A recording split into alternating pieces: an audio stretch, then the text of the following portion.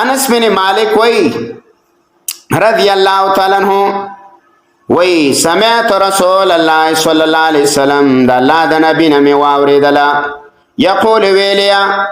چی اللہ فرمائی اللہ یا بنا آدم اید آدم بچیا انکا ما دعوتنی ورجوتنی غفرت لکا لما کان فیک ولا ابالی اید آدم زویا کو تمارا غواړی الله و یو زمانه تم ولري نو زه به د الله وی ماف کما او پتا کې څه ګناه ده الله وی دا به ختمه کم او زما هېڅ پروا نشته یا ابن آدم ای د آدم بچیا لو بلغت ذنوبک عنان السماء ثم استغفرتنی غفرت لک ای د آدم بچیا کو ستا ګناهونه ورسېدل الله ویا د اسمان لمنو ته دومره ګناهونه دې کړي چې د اسمان لمنو او جۍ ته ورسېدله بیا وی ثم استغفرتنی او بې د نه نه بخنه وغوښتله نو غفرت لکه نو زه به دې ماف کم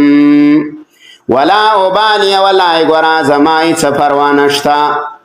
یا ابن آدم ای د آدم بچیا انک لو آتیتنی بقراب الارض خطایا ای د آدم بچیا کو دومره ګناهونه دې وکړله چې دا ټوله ځمکه دې د ګناهونو ډکه کړه ثم لقیتنی او بیا زما سره میلاو شولې لا تشرک بی شیئا او زما سره شریک نو جوړ کړې لا اتیتک بقرابها مغفرة نو د ځمکې د ډکوالي په مقدار به ته بخښنه وکړم دا د الله دومره څه دی لوی رحم او کرم دی چې ګوره دومره ګناهونه دی الله یې کړي دي چې د آدم بچی دا ځمکه دې ډکه کړې ده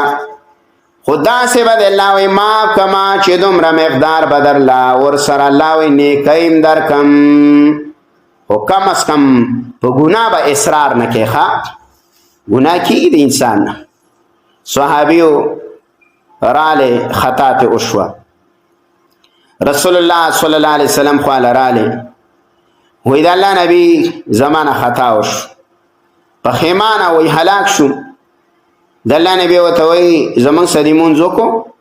د مازدیګر ټیم و جمع د رسول الله سلم سره وکړه وی مونږ دې وکړو هغې وی او زه ویل ګناه یې دله ماف کړې ده خو چې آینده ګوره داسې کار ونه کړي